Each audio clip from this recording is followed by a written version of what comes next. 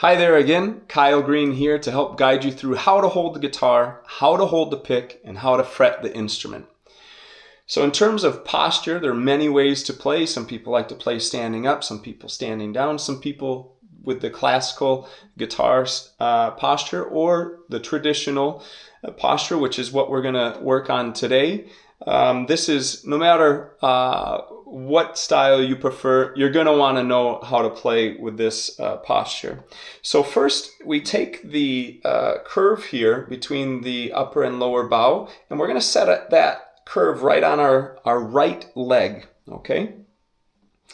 The neck should come about 25-30 degrees from my left side. So it comes up about that. So it's not flat against my body. If I do that, I'm going to have a hard time putting my arm over the top. It's going to be very uncomfortable. Probably won't even get great posture with my left hand. So we're about 25, maybe 30 degrees from my immediate left. Okay. The right hand, right arm rather, is going to come up over this lower bow. And this is essentially what secures that guitar in place.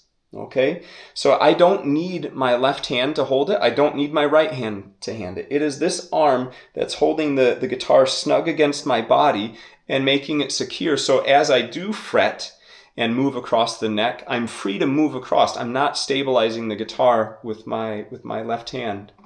Okay, and in terms of the neck here, we want that more or less parallel to the floor. In general, that's good practice, not angled down, not angled up. And this will probably happen naturally as you bring that right arm across the lower bow. Okay?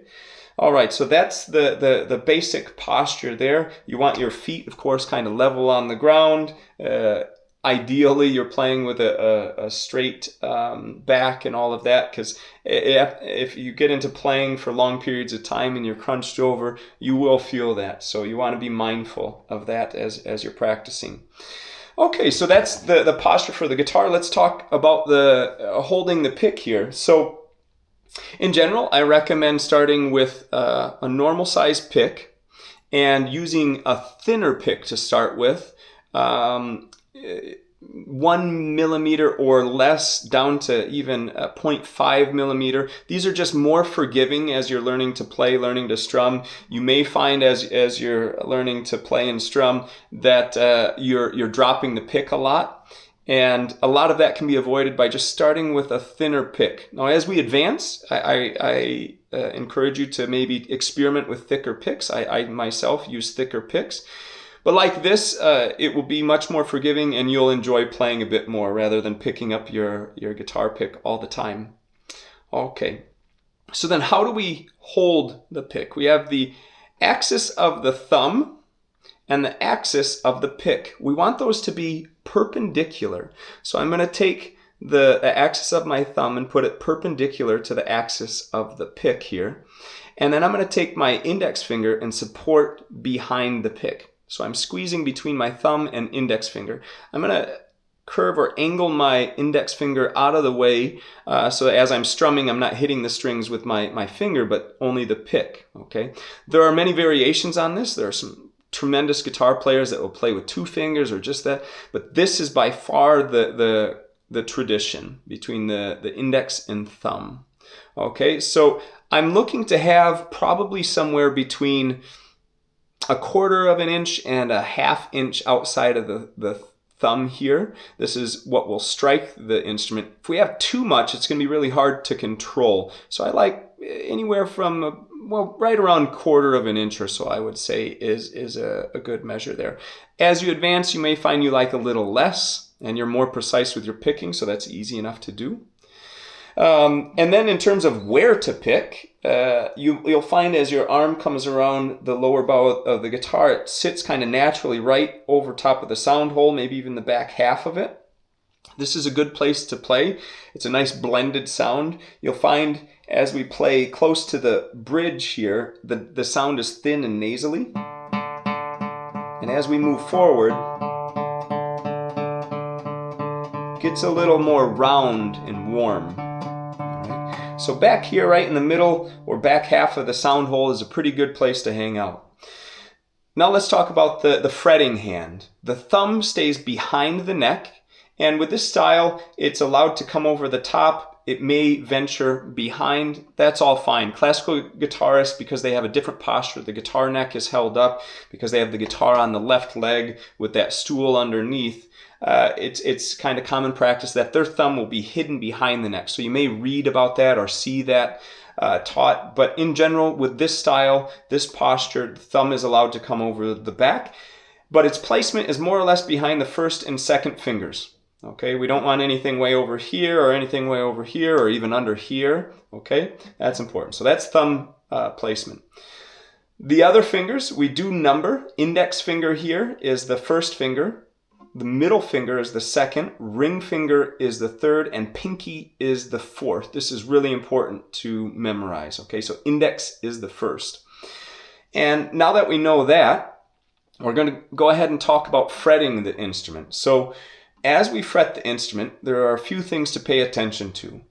The position within the fret, okay? This is very important. So I'm going to go ahead and put my first finger on the second string in the first fret. So I want to watch the placement within the fret. If I'm too far back here, it's going to be really hard to get a good note. So I want to be towards the front of the fret. I want to be on the tip of the finger.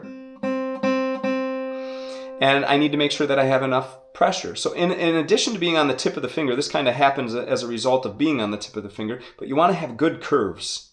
See that curve in the finger? If I'm playing like this, I'm going to end up muting other strings that I don't want to. And as I squeeze, some of that pressure is going to be lost here, and I might not get all the pressure I need at the tip. So make sure you've got good curves. So again, that's the placement within the fret, right towards the front of the fret. Be on the tip of the finger with a good curve in the finger, and make sure you have enough pressure. And that note should come out. Make sure you don't have the other fingers in front of it accidentally muting or anything like that. But otherwise, you should be able to get that note.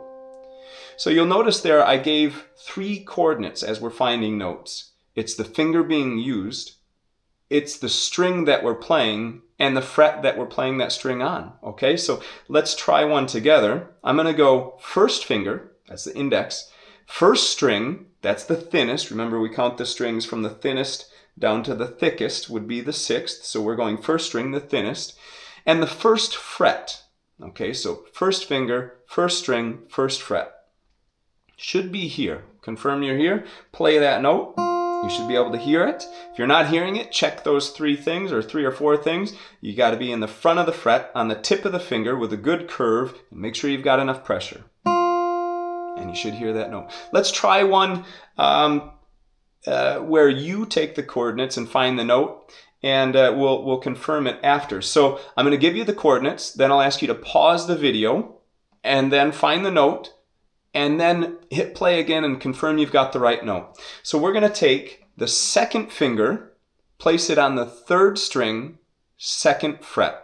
Okay, again, that's the second finger, 3rd string, 2nd fret. Pause the video, find that note, and come back and find it with me. All right, so hopefully you were able to find that note. So we're looking at the second finger, that's the middle finger here. On the 3rd string, that's going to be 1, 2, 3rd string, and the 2nd fret, 1, 2. Okay, we want to be right towards the front of the fret and on the tip of the finger with good curves and enough pressure, and we should hear this note. All right, so if you didn't get it, go ahead and try again. Rewind back just a little bit, listen to the instructions again, and make sure that you understand how we're doing. If you need to, go to the community board there and ask questions. All right, that's it. So with that, I think we can start playing. Go ahead and finish up this video, and I'll see you in the next one.